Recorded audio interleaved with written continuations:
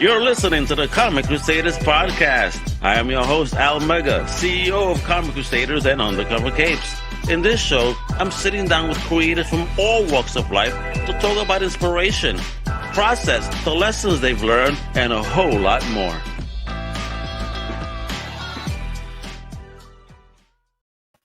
Wepa, what up, everybody? It's Al Mega, Body Supremo, Isabela, para que tú sepa. That's right. Welcome to another Comic Crusaders podcast. Yo, we're keeping on this narrative of like indie publishers, right? You know, we've spoken to two awesome indie publishers already. We're about to have another one on right now, folks. I mean, they're killing it right now. Their name is Screaming Eye Press. And I am honored to have the one and only Mark Slade.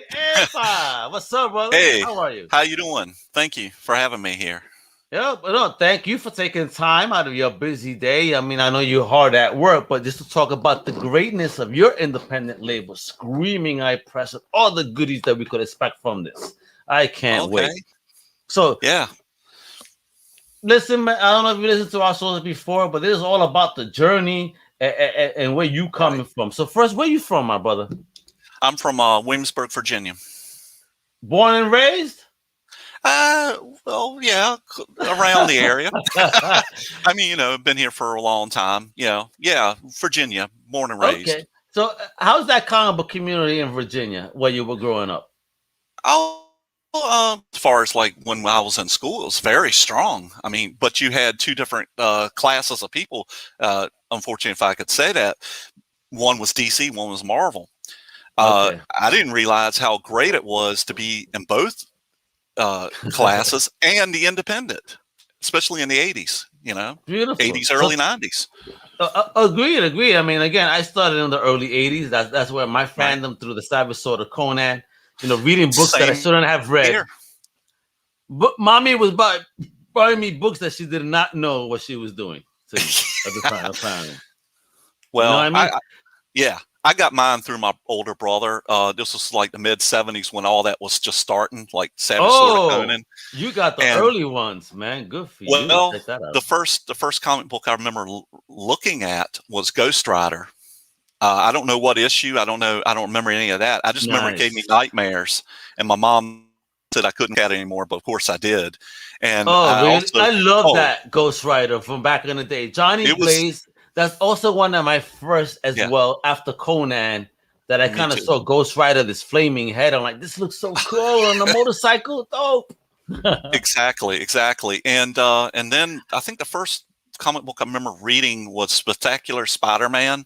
Okay. Probably number 1 or 2 or 3. I can't remember. Oh, the one with the tarantula on the cover? You know it. I had the notebook. I was going into first grade. I had that. That was on the cover of my notebook. They were smart to promote that. And at the end of the day, somebody swiped it. I don't know where it went. So damn, Virginia was that hood, man. They took your notebook. Yeah, son? Of course. Damn, of course, everywhere could be a hood, especially. Poor guy, 5 years old, he's getting robbed in kindergarten, getting mugged for his books. He didn't even know what happened. Poor guy. I don't know.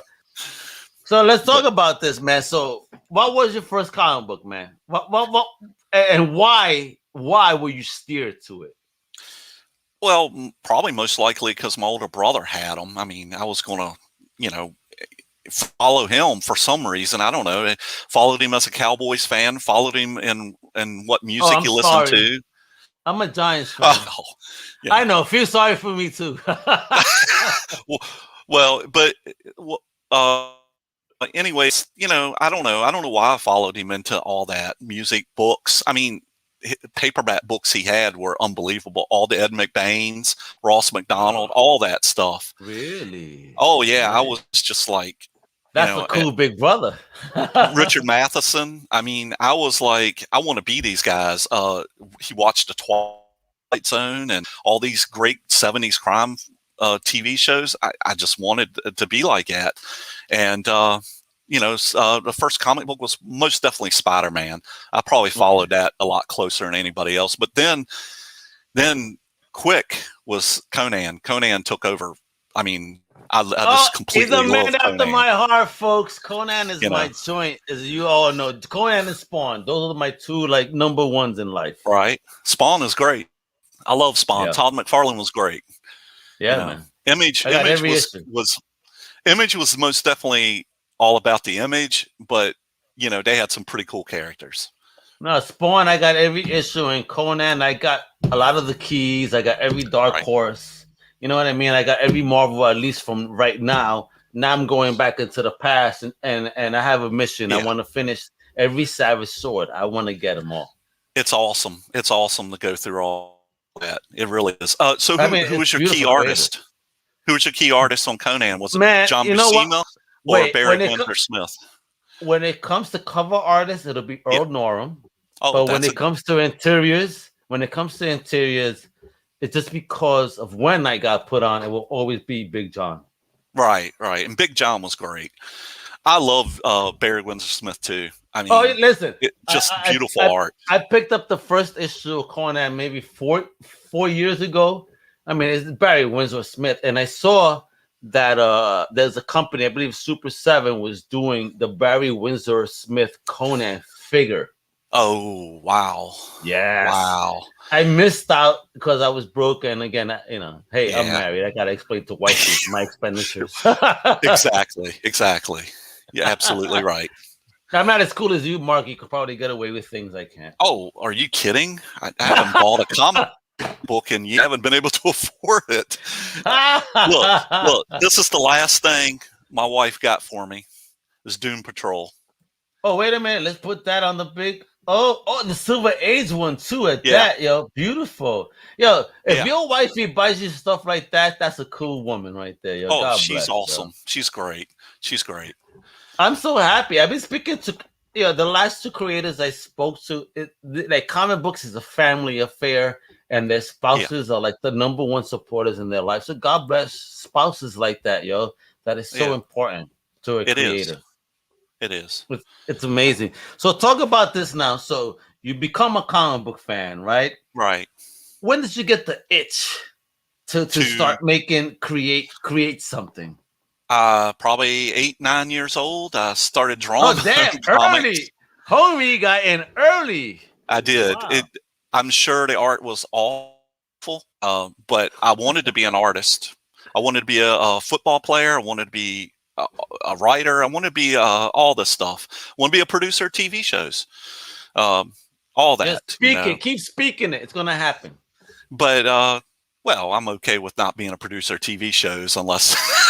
Unless I'm getting that greenback. I need a horror channel, and I think the Screaming Eye Press is going to bring us all the horror and awesomeness we need as a TV channel. Oh, we okay. You know what? Why don't we jump into how all that got created, which is kind of crazy. Let's do it. What's that journey like?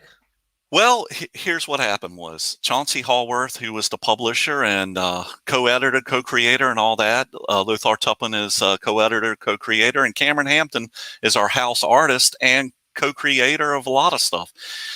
What happened was he had gotten me on to my radio station doing Twisted Pulp radio hour, where it was all audio dramas. It was, from all eras. And a lot of creators of audio dramas I would have on it. Well, somebody took a disliking to me and contacted that radio station and said I had trademark infringed. Oh, really? Which was a big lie. I tried to tell the radio station that it wasn't. They can't trademark pulp. They can't do any of that. They're just words. But most pulp, just to say, folks, just so you understand, most pulp, based on the time it came out to now, is in public domain, meaning it's up for free usage. Well, true, and the name itself, the word itself, is not owned by anybody. No words are owned by anybody. Absolutely. And but they were worried. They thought this guy was a big time, and he basically probably. Con artist. I don't know. I never even heard from the guy. They did. Wow. I even tried to. So you had no contact with this person.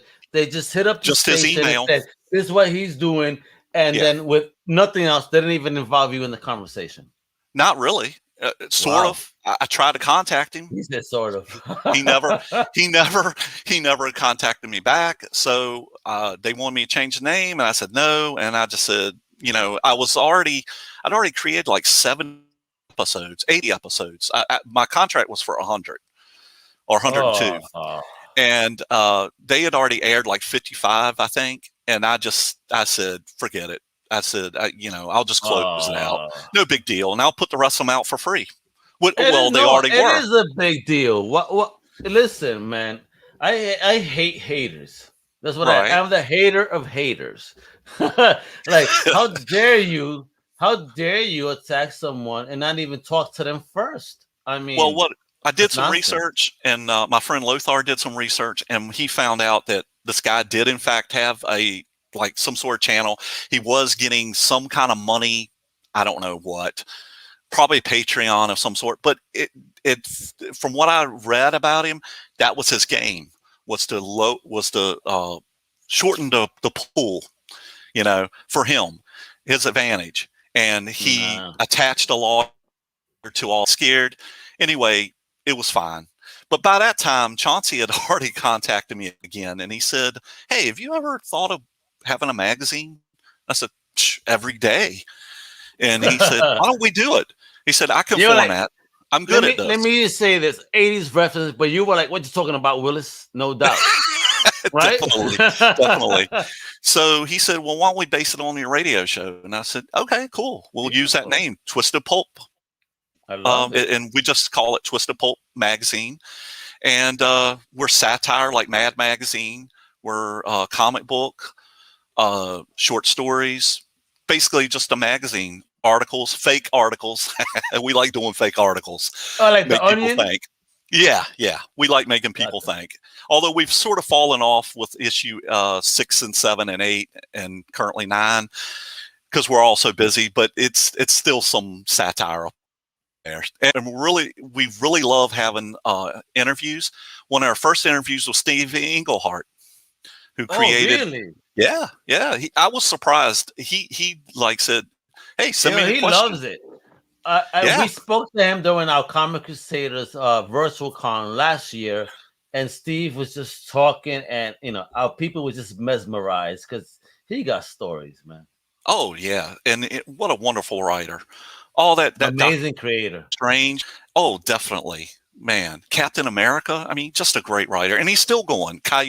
Coyote is one of Lothar's favorite comic books. So he was head over heels when I sent him the doc of the interview. And he goes, "No way, you did not just get Steve Englehart as an interview." And I said, "Hey, I did was send him." Kiddo. I said, "I just sent him an email. I don't know. That's all it takes. Listen, I don't have a personal charm." Let me tell you, folks, that's the fact. If anyone listening is a podcaster, it's just ask. These legends want to talk. So give them their flowers while they're here. They want to share their journey.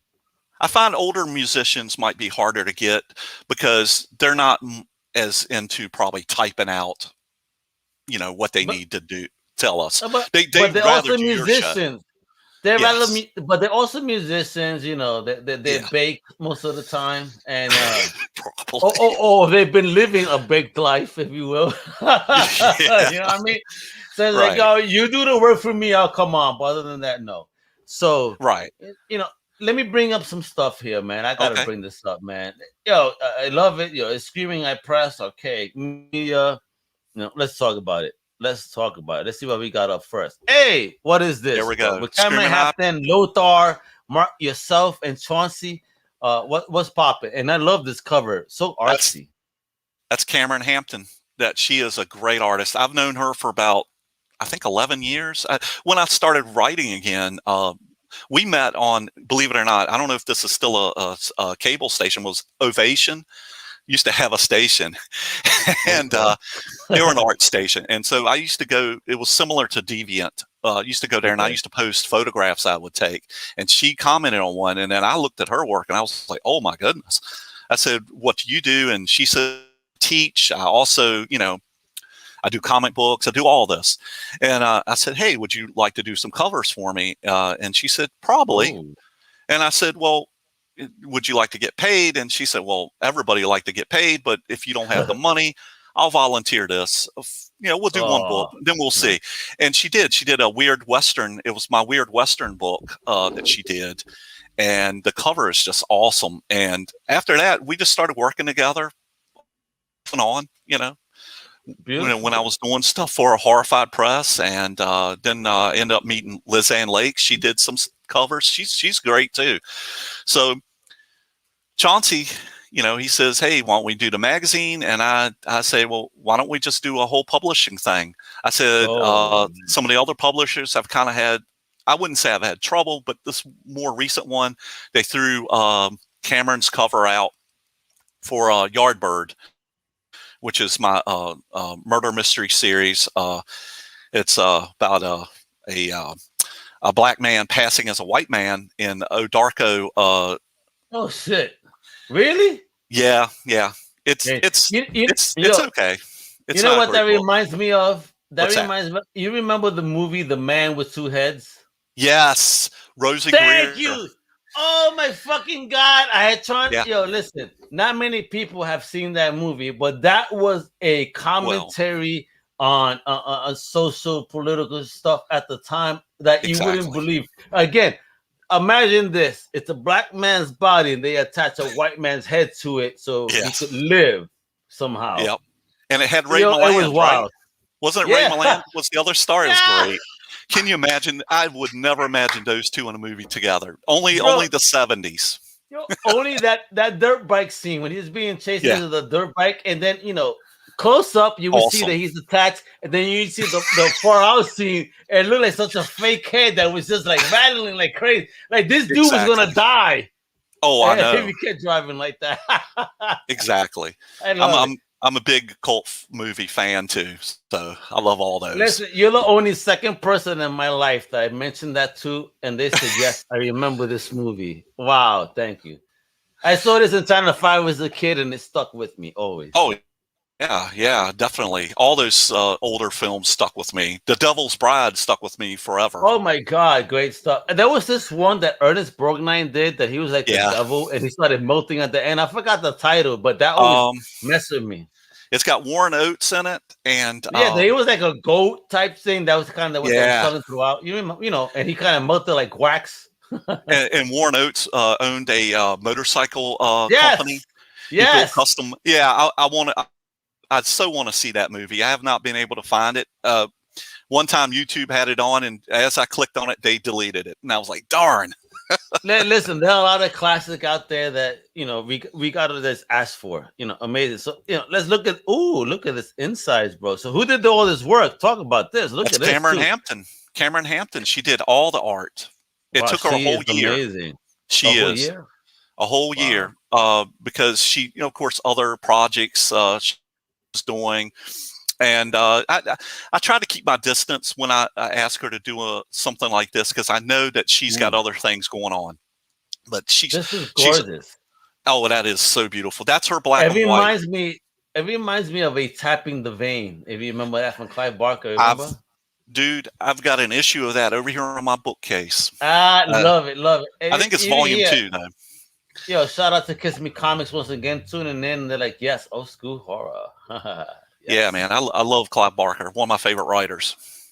Yeah, you and me both. And she's huge. She's huge into Clive Barker as well. You can tell. Yeah, that's why I kind of brought that up. It has this very Hellraiserish appearance to me. The funny thing is, mine is the only piece, and I usually write things like that, crime and horror. Okay.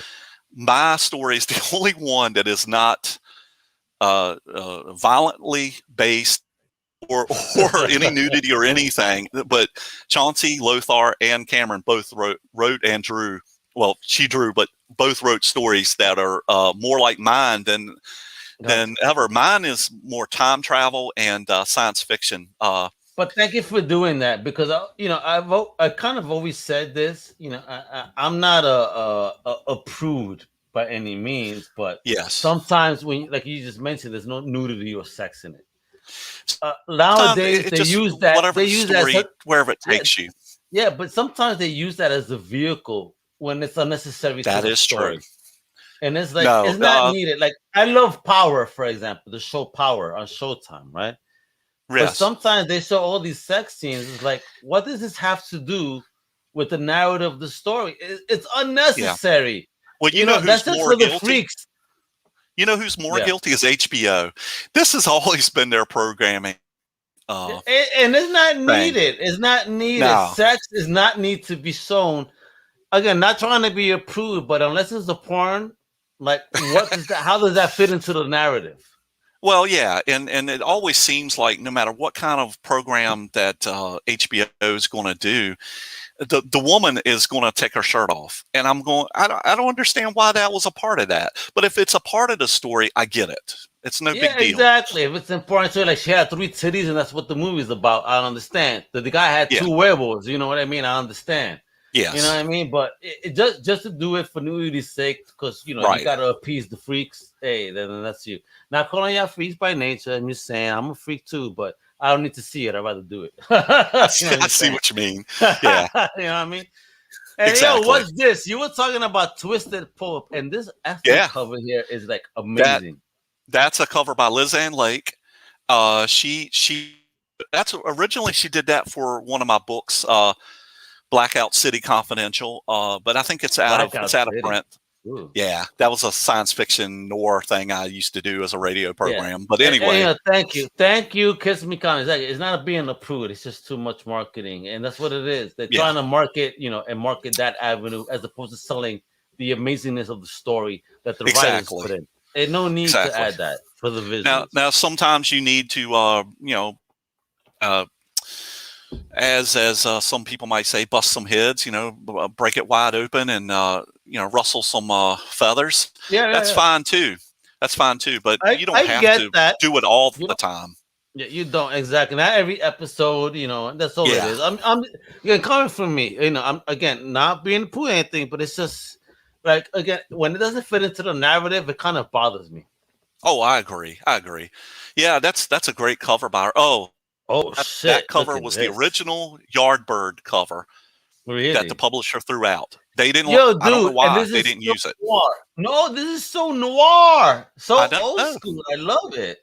I know. I didn't even have that scene written in the book yet.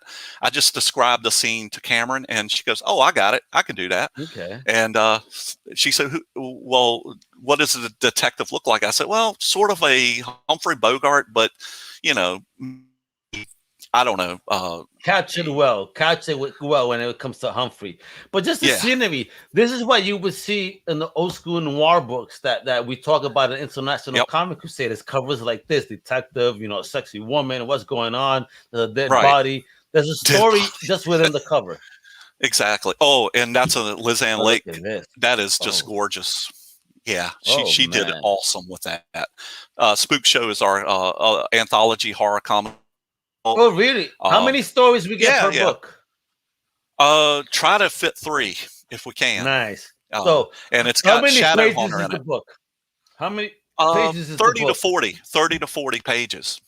So we're getting about at least 10 pages of story? Oh, shoot, yeah, man. Beautiful. At least 10 pages. And the little circle of the guy, that's Shadow Hunter.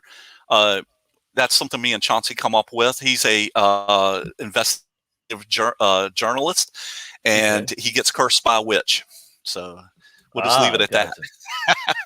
But this artwork is gorgeous. Now, yes. Does the artist use photo reference, or this is all freehand? Do you know? I have no idea what Liz Ann does. I'm thinking she might use some photo reference, but Cameron Hampton hardly uses photo reference unless she's already got it in her head. She goes back, probably looks at Life magazines and things like that. I mean, I'm sure every artist uses some sort of photo reference, but I have no idea. I have no idea what Liz Ann does. I just know both of them produce some really great work. Well, this is a job well done there. It's a beautiful cover. Yes, very House of Secrets, and that's Michael T. Gilbert. Oh my God. Get out. So you got Michael T. Gilbert, and you got an interview with Tony Isabella, the creator of Black Lightning. But Michael T. Gilbert offered up this as a cover. Really? He offered this as a cover. He said, I said, I can't pay you too much. I mean, if I pay you anything, it'll be pittance. And he said, all I need is some issues, some copies so I can give away to friends. And I said, Oh, really? That's beautiful. And he offered up some art that was never published, like his Superman that he did. It's awesome. I sent you the link to every issue that we published. As far as like, you can get it from my box account. I'm gonna be reading this bad boys. No worries, yo, because I'm gonna have you on again after I read. I love it. I love it. They're all PDFs. But yeah, Michael T. Gilbert, man, and Tony Isabella. He was a pretty nice guy. I just said, hey, do you want to do an interview? Because I listened to his interview on somebody else's podcast, and he said, how do you want to do it? And I said, well, I'll just send you my 10 questions. They're all the same 10 questions through a doc and email. And he said, cool. So I'll get back to you in a few days. Shoot, he got back to me that afternoon. Oh, beautiful. That's nice, man. Tony knows. I mean, again, you know, even though they ended the show of his character, Black Lightning, but to see that come to fruition, I'm pretty sure he was happy. He said so. Rendition. He said that was probably the closest to the actual camp. Ah, man, that is an awesome cover from Amanda Turco. That's another artist I've worked with before. How did you find these artists, brother? I don't know. I don't know. I don't know. Me and Amanda were in a literary magazine together, and I saw her art, and I contacted her and asked her if she'd like to do some art for me, and she said, "Yeah, sure." But you know, she's hard to get in contact with. Sometimes she's so busy, so busy with her life, and but she also painstakingly really just focuses on drawing. Whatever it is she's going to do for you, she's going to produce something really good. And this looks sick, man. Sick. Yes. I wrote a story from just that drawing, from that painting, and I asked her, would she illustrate it? And she did. And it's in that issue, Twisted Pulp, that issue, number 3. Particular. Beautiful. Yeah. Bro. Yeah. And wow. She was just, I couldn't believe it. And she did it within less than a month. Charles. That's who is Charles? Charles is the comic strip that that me and Thomas Malafarina created. Malafarina. Yeah, he's also another horror writer I've known for years, but he's a really skillful cartoonist. And Charles is a serial killer that lives next door. And he's very good at killing. He's just not very good at living his life. He works in an office, and nobody even suspects that he's a serial killer. But we're also poking fun at all kinds of horror tropes. Like this, he has a black cauldron, and he's trying to cast a spell on his enemy at the office. Wants her job. And what happens is the cauldron is not too bright. The cauldron's actually pretty stupid. So he said he wants to kill her, and instead the cauldron just, you know, as you'll see in the next picture, she's telling a friend at a hamburger, just all of a sudden, see. Oh my God. And she's like, "Are you sure you didn't imagine it?" And so, and then he goes back to the cauldron. I hope it was a good burger, not from McDonald's. And then he's pissed off at the cauldron. Look, I'm sorry. I thought you said burger, not murder. Just to reiterate how Ice Cube put it, basically the cauldron is remedial. He's very remedial. Absolutely. Oh shit. Yo, I would be so mad. You dumb effer. How dare you? So what's this? How dare you? All men are not the same. How dare you? Oh, that's definitely Cameron's art for Screaming Eye Press, Volume 1. I believe that's for Lothar's story. It's either Lothar's story or Chauncey's. A lot of weird stories they come up with. I was so jealous when I read their stories, and I was like, damn, I wish I'd have come up with that. But mine is travel, time travel. And I was like, at the time I was feeling political, which 99% of the time I'm not political at all. Yeah, and you know what? And 99% of the time, people don't like it. Just to be honest, that is true. That is true. But with Harlan Ellison stories floating in my head, I was like, I get what he was doing in the 70s. Kind of applies to what was going on during the pandemic. So gotcha. I wrote that. So yep. This looks great, though. Again, this reminds me so much of a Tapping the Vein style. Yep, there's my character. He works for Arcus. Introduce the character and everything. What's going on, man? ACOS. What's that? ACOS. He's a time traveler. He's going to go back in. If you hire him, he will go back into other dimensions of time and space, and he's going to fix things up as you think is right. If I wrote further stories, it would be not as black and white as the first one. It wouldn't be straight down the middle. It would be like he would get messed up every time. He would do the wrong thing. Yeah, because that's the type of writer I am. I like to make it hard for my characters. But why not, though? That's the journey. Yeah, nothing comes easy in life. So, why would it be easy for a hero? Exactly. But in this case, I only had 6-7 pages to do. So I had to cut it and chop it and make it what it was. But she totally understood my story, Cameron. She was like, I love this story, this is great. And I said, well, compared to Chauncey's and Lothar's, it's very tame. And she said, yeah, we need a tame story in it. So nice. Yep. The bizarre there he is. Love it. Yep, that's his name, Flake. Yes, sir.